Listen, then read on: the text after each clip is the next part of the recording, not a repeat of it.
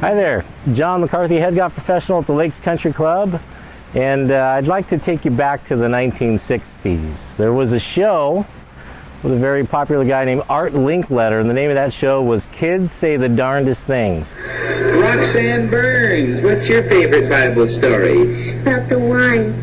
Where? Where did it happen? When Jesus was born.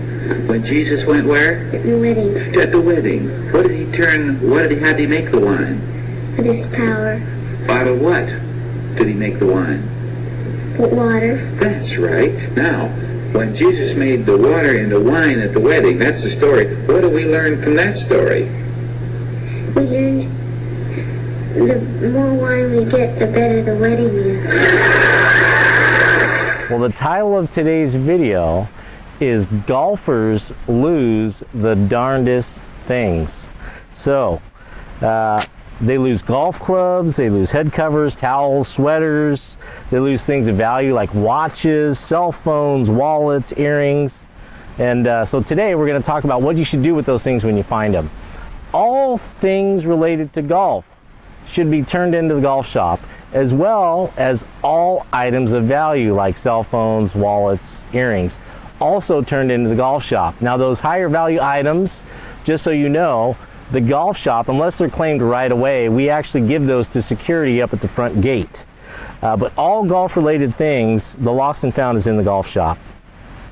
And so we want to talk a little bit about ways to keep you from losing things like clubs, right? Because one of the most popular lost and found items that we find are clubs. Although we found many very interesting things, we've even found a single shoe before.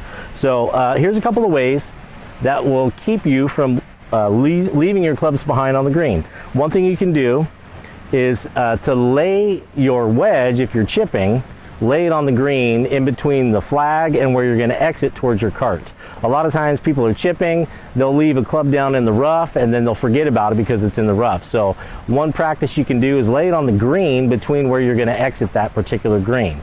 Another thing you can do, for those of you that carry a towel, you can actually lay it with your towel, again on the green so it's highly visible, and try to put it somewhere in between the hole and where your cart is as you're exiting.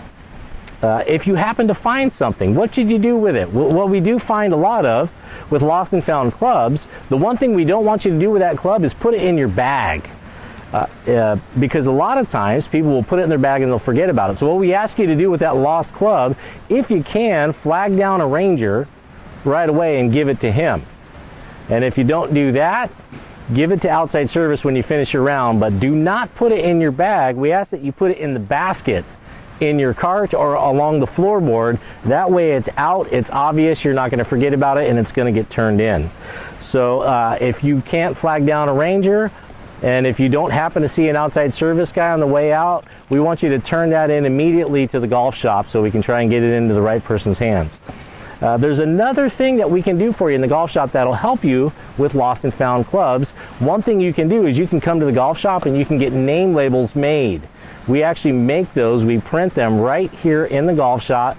It literally takes about 5 minutes and it costs $5. So we can put your name on those name labels. They have a nice little Lakes logo. We can also put your phone number so that if anybody finds that club, they'll know who to call. It's always a terrible feeling when you lose your club, but it's even worse when your lost item doesn't get turned in. So we hope that these small tips help make your day. And remember, kids say the darndest things.